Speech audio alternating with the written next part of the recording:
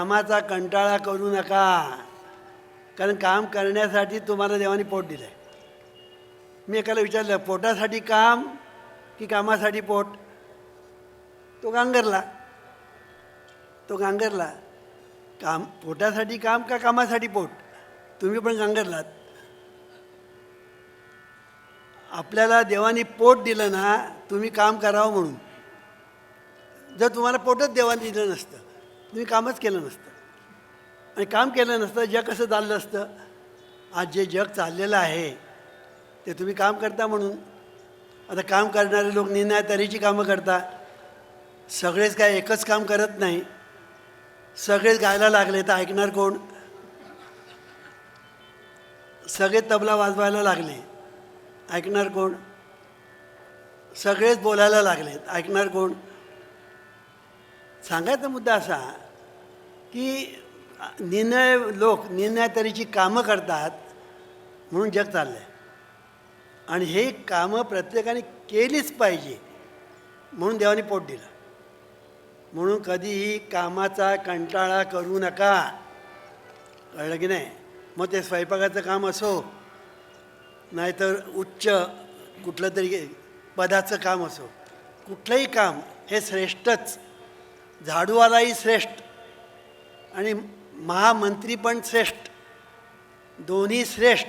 ते भेदाभेद भ्रम अमंगळ, तो पाहिजेच समाजाला, आणि हाही पाहिजेच समाजाला.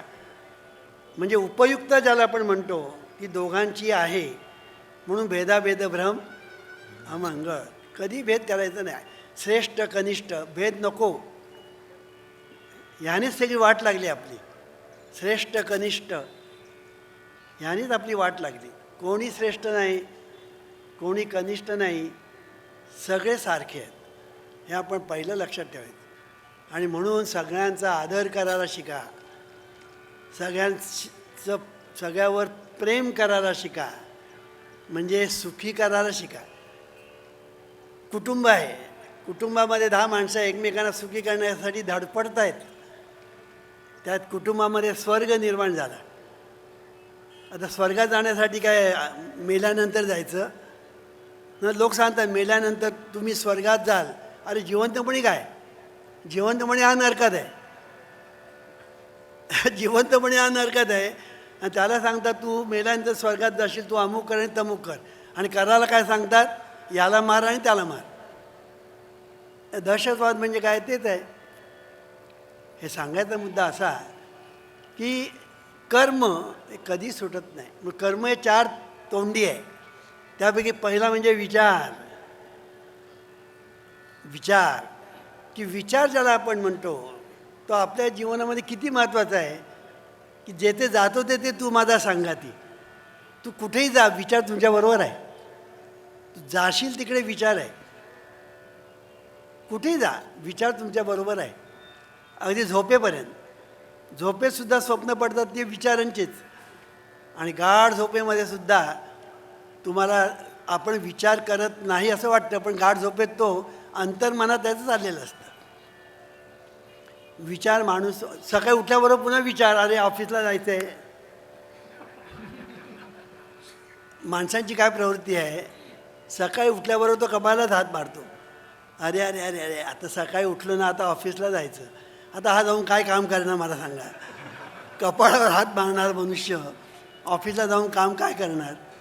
हे मी काय सांगतो आहे, एक माणूस आम्हाला भेटला, घाई नाही असा येत होता. आणि मी विरुद्ध दिशेने जात होतो. मी म्हटलं अरे तू एवढं घाईघाईने जातोस कुठे? काय करणार? वामनराव म्हणाले देवाने आम्हाला हे दिलं म्हणून कपाळी हे आलं. हे म्हणजे पोट. देवाने पोट दिलं नसतं तर हे कपाळी आलं नसतं म्हणा. आता मला सांगा हे काय काम करणार? म्हणून राष्ट्राची प्रगती पाहिजे असेल, राष्ट्र सर्व राष्ट्रांच्या पुढे जायला पाहिजे असेल ना, लव वर्क, कामावर प्रेम करायला शिका. बघा ते काम तुम्हाला कामधेनू होईल. कामावर तुम्ही प्रेम कराल ना, काम कामधेनू होईल आणि तुमच्या सर्व इच्छा पूर्ण करील. Love work, bless all and you will be blessed by God. हा जीवनविद्येचा एक महत्त्वाचा सिद्धांत आहे. लव वर्क, कामावर प्रेम करा आणि बघा तुमच्या जीवनामध्ये काय क्रांती होते. तुम्हाला काय मिळतं फळ त्याचा वगैरे विचारच करायचा नाही, फक्त कामावर प्रेम करायचं आणि बघा तुमच्या जीवनामध्ये काय क्रांती होते. ते काम म्हणजे कामधेनू मगाशी म्हटल्याप्रमाणे, आणि ही कामधेनू तुमची प्रत्येक इच्छा पूर्ण करील. प्रत्येक इच्छा. ह्या लोकांना अनुभव आहे. आमच्या लोकांना तो अनुभव आहे. मी त्यांना हेच शिकवलं, तुम्ही जाताना काम करा, कामावर प्रेम करा. आणि काम करता करता करता करता आमच्याकडे अशी माणसं आहेत की भराभर त्यांना प्रमोशन मिळत गेली, प्रमोशन मिळत गेली आणि आज ते व्हाईस प्रेसिडेंट झाले आहेत, सिनियर व्हाईस प्रेसिडेंट इथे बसलेले आहेत. कशामुळे झालं म्हणाले, मी फक्त कामावर प्रेम केलं. बॉस माझ्यावर खुश होईल का नाही होईल मी त्याचा कधी विचारच केला नाही. कामावर प्रेम करायचं एवढं मी ठरवलं. कामावर प्रेम केलं की बॉस तुमच्यावर प्रेम करणारच.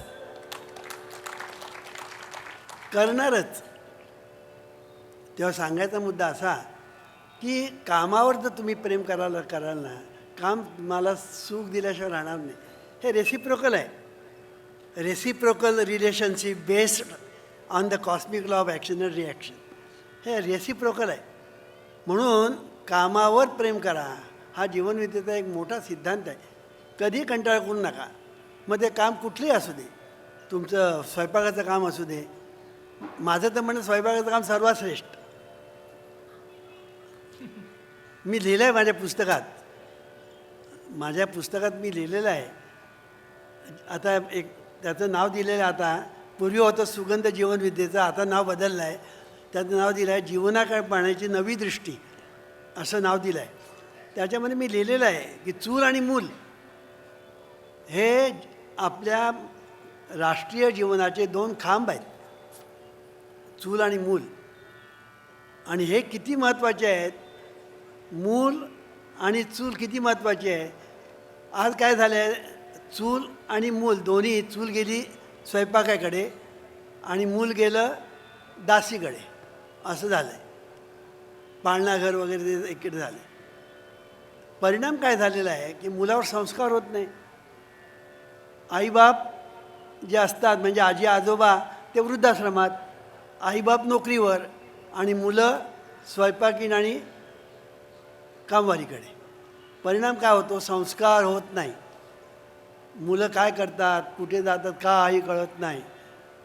आणि त्याचा परिणाम असा होतो की मुलं फार लवकर बिघडतात. इतकं बिघडतात की हाताबाहेर जातात.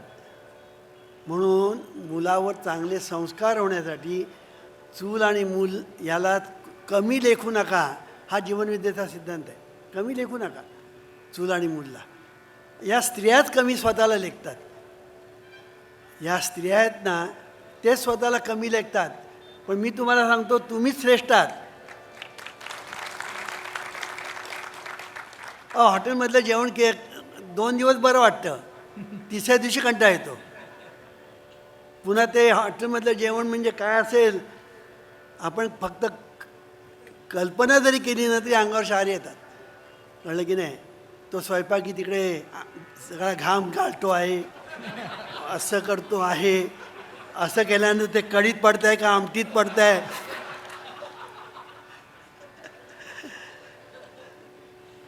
आणि मग प्रकृती बिघडते.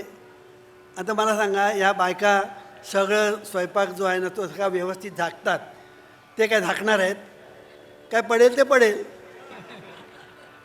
मग झुरळ पडलं काय, पाल पडली काय. आता इलाजच नाही तर हॉटेलमध्ये जाण्याची गरज आहे. मग आमचे जोशीवाले पोडे तसे नाहीत. म्हणजे सगळे तसे नाहीत. त्यांच्याकडे तुम्हाला जे मिळेल ते अगदी व्यवस्थित मिळेल. असो, सांगायचा मुद्दा असा की आपल्या जीवनामध्ये काम हे अतिशय महत्त्वाचं आहे. कामावर प्रेम करा तुम्ही, तुमचं हित होईल. असो, तो विचार हा सुद्धा एक विचारच आहे. मी कामावर प्रेम करीन हा विचारच आहे. म्हणून विचार हा अतिशय आपल्या जीवनामध्ये महत्त्वाचा आहे. आणि तुमचं सगळं जीवन विचाराने व्यापलेलं आहे. तुमचं सगळं जीवन विचार. इथे तुम्ही आलात प्रवचनाला, कशा आलात? विचार तुम्हाला घेऊन आला. तुम्ही म्हणा आमचे पायाला सुद्धा विचारांनी दिलं, अरे उठ चल पैंच्या प्रवचनाला, तेव्हा तुम्ही इथे आलात. काही लोक म्हणाले कसलं प्रवचन, कसलं काय, घरी बसले. आता इथे सुद्धा काही लोक असे असतात, त्यांच्या डोक्यात काहीतरी विचार येतो आणि उठून चालायला लागतो. आता ह्यांना नेलं कोणी विचाराने, कळलं की नाही? तुमच्या जीवनात सकाळी उठल्यापासून रात्री झोपेपर्यंत विचार, कसला ना कसला तरी विचार तुम्ही करता आणि हा विचार तुमच्या जीवनाला आकार देतो. Mind moves from thought to thing. लक्षात ठेवा, mind moves from thought to thing. विचाराकडून सरकत सरकत सरकत सरकत दृश्य होणं, व्यक्त होणं, मॅनिफेस्ट होणं, प्रगट होणं, हे विचाराचं सामर्थ्य आहे. हे विचारांचं सामर्थ्य आहे. म्हणून विचार महत्त्वाचा आहे आपल्या जीवनामध्ये. एवढी एक गोष्ट लक्षात ठेवली ना की विचारावर कंट्रोल आला पाहिजे. विचारावर कंट्रोल आला पाहिजे. विचारावर कंट्रोल करायचं म्हणजे काय करायचं? विचार पाहायला शिका. तुमच्या मनामध्ये विचार येतात ते पाहायला शिका. तुम्ही विचार पाहता येतात पाहण्याचा प्रयत्न तर करा. विचार पाहणं आणि विचार तुम्ही एकदा पाहायला लागलात ना, मग चांगले कुठले वाईट कुठले कळायला लागतात. चांगले कुठले आणि वाईट कुठले विचार कळायला लागतात. मग आपण एकदा कळायला लागलं की हे विचार वाईट टाकून देतो, चांगले आहे की आपण ते घेतो. या बायका आता तांदूळ निवडतात की नाही, तर तांदूळ निवडताना बायका काय करतात ते तुम्ही पाहिलेलं आहे की तांदूळ निवडताना खडे येतात, ते खडे ठेवतात आणि तांदूळ फेकतात. असं होतं का कधी? असं फेकलं तर आपली खैर नाही, आपल्या तोंडात दगड देतील. मग ते काय करतात? खडे टाकतात आणि तांदूळ ठेवतात. तसं तुम्ही एकदा विचारांकडे पाहायला लागलात की वाईट विचार तुम्ही टाकाल, चांगले विचार ठेवा. मग ते चांगले विचार जे आहेत ना ते घोळवत राहायला शिका. त्याला इंग्लिशमध्ये हॅबिच्युअल थिंकिंग म्हणतात. You think with your conscious mind and whatsoever you habitually think sinks down into the deeper levels of your subconscious mind, which creates according to the nature of your thoughts. असं म्हटलेलं आहे. किती विचारांचं सामर्थ्य बघा की म्हणजे विचार तुमच्या जीवनामध्ये सगळं काही निर्माण करत असतात आणि त्या विचाराप्रमाणे तुमच्या जीवनाला आकार मिळत असतो. इतकं जीवन होतं, पण त्याला हॅबिच्युअल थिंकिंग म्हटलं आहे. आज बघा जगामध्ये सर्व ठिकाणी दुःख आहे. सर्व ठिकाणी देव आहे की नाही याचा वादविवाद लोक करतील, पण सर्व ठिकाणी दुःख आहे याच्यावर कोणी वाद करणार नाही. पाल तिकडे दुःख, पाल तिकडे दुःख, कुटुंबात दुःख, व्यक्तिगत जीवनात दुःख, समाजात दुःख, राष्ट्रात दुःख, हाणा माऱ्या, दंगे धोपे, युद्ध, लढाया, तंटे बखेडे चाललेले आहेत. दुःख जिकडे तिकडे आहे, दुःख जिकडे तिकडे आहे. कारण का? माणसाचे विचार बिघडले. एकदा विचार बिघडले ना की जीवन तुमचं बिघडलं. विचार सुधारले की जीवन सुधारलं. आपण म्हणतो हा माणूस बिघडला म्हणजे काय बिघडला? तो आहे तसाच आहे आकाराने, तो जसा पूर्वी होता तसा आज पण आहे. पण बिघडला म्हणजे काय? बिघडायचे विचार बिघडले. विचार बिघडल्यामुळे आचार बिघडले. तो दारू प्यायला लागला, तो गुटखा खायला लागला, तो जुगार खेळायला लागला, तो शिव्या द्यायला लागला, तो हळूहळू दंगे धोपे करायला लागला. बिघडलं सगळं आणि शेवटी तुरुंगात गेला. सगळ्या आयुष्याचा सत्यानाश केवळ विचार. म्हणून विचार, मी मगाशी सांगितलं की आपण जे कर्म करतो त्या कर्माला 4 तोंडं आहेत. त्यापैकी पहिला म्हणजे विचार, दुसरा उच्चार, तिसरा आचार आणि चौथी इच्छा. ह्या 4 तोंडी कर्म असल्यामुळे कर्म हा ब्रह्मदेव आहे आपल्या जीवनाचा. म्हणून आपण जे कर्म करतो त्याच्यामध्ये पहिलं कर्म म्हणजे आपला विचार. म्हणून जसा विचार तसा जीवनाला आकार. As you think so you become. पहिला हा सिद्धांत निसर्गाचा आहे लक्षात ठेवा, law of action and reaction. निसर्गाचा सिद्धांत काय, as you think so you become. तुम्ही जे करता तेच तुमच्या जीवनामध्ये तुम्हाला अनुभवायला येतं. मग कर्माचं फळ हे कर्माचंच असतं. हा जीवनविद्येचा एक सिद्धांत आहे की कर्माचं फळ कर्म माणसाने करायचं आणि फळ देवाने द्यायचं असा प्रकारच नाही आहे. कर्माचं फळ कर्माचंच असतं. जसं वृक्ष त्या बीमध्येच असतो, बीमध्येच वृक्ष असतो, तसं कर्मामध्येच कर्माचं फळ असतं. मग तुम्ही एकदा कर्म करायला लागलात ना की तुमचं विचाराकडून हळूहळू हळूहळू you move from thought to think. म्हणून विचारांचं सामर्थ्य मोठे. विचारांचं किती सामर्थ्य आहे की विचार हा तुमच्या जीवनाला आकार देतो इतकंच नव्हे तर विचार हा तुमच्या जीवनाचा सम्राट आहे. सम्राट. बाकीचे सम्राट आले आणि गेले, पण विचार हा सम्राट आहे ना, तो अजून आहे आणि तो कायम राहणार. हा विचार तुमच्या डोक्यावर नेहमी बसून तुम्हाला हलवत असतो. जसं एखाद्या माणसाने शेंडी धरावी, त्याची मान हलवावी, तसा विचार तुम्हाला हलवत असतो. आणि म्हणून विचारांचं महत्त्व किती आहे हे एकदा तुम्हाला पटलं की तुमच्या जीवनाचं सार्थक झालं. म्हणून विचारांचं महत्त्व काय आहे हे डॉक्टर मर्फीने एके ठिकाणी फार सुंदर सांगितलं आहे.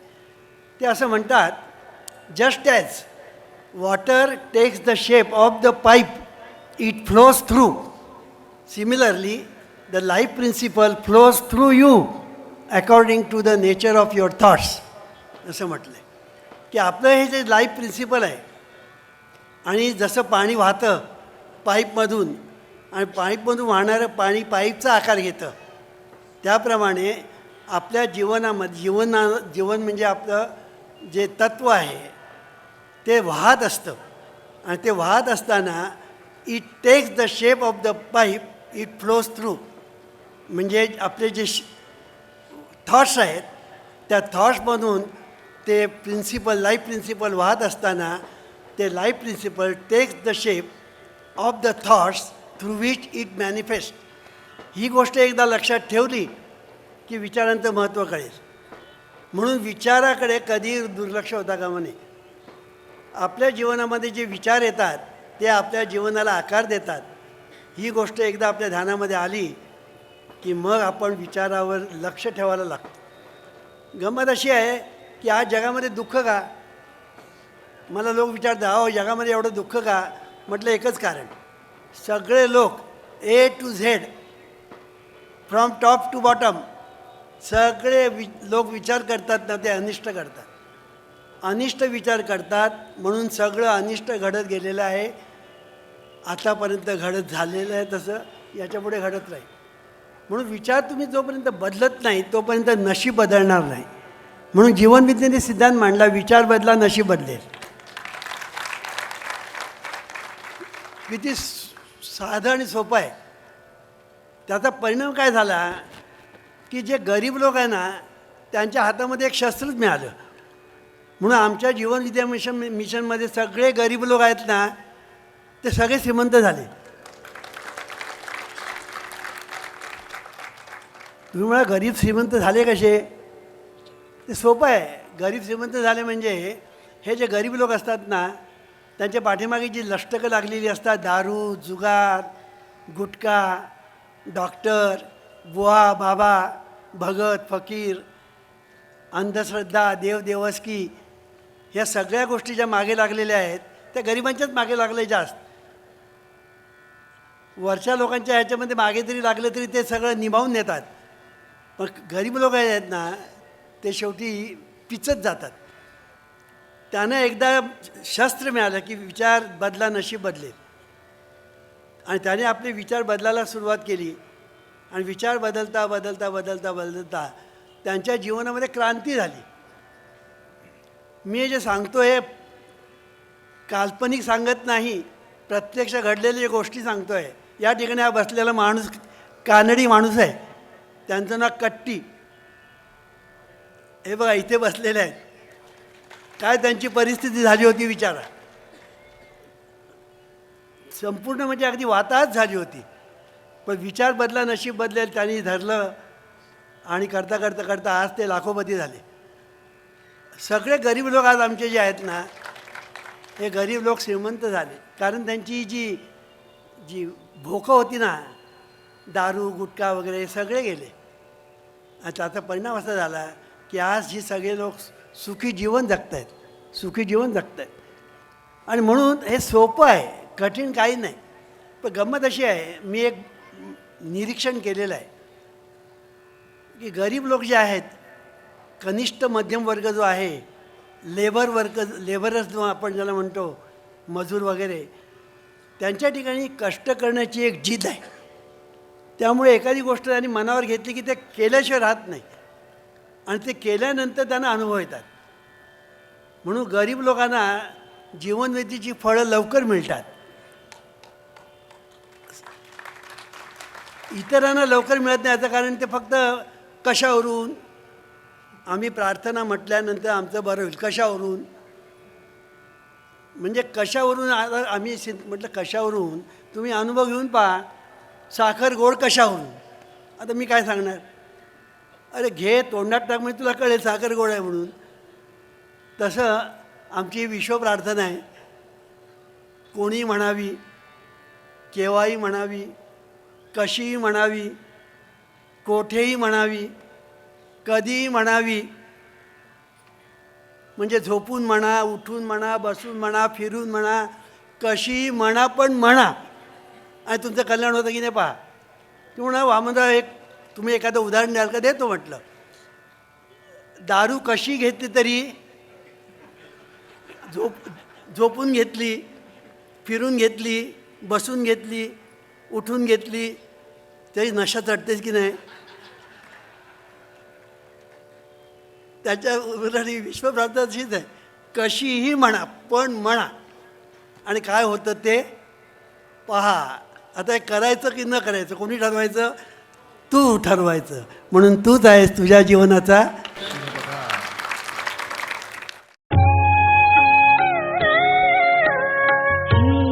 ईश्वरा सर्वांना चांगली बुद्धी दे, आरोग्य दे, सर्वांना सुखात आनंदात ऐश्वर्यात ठेव.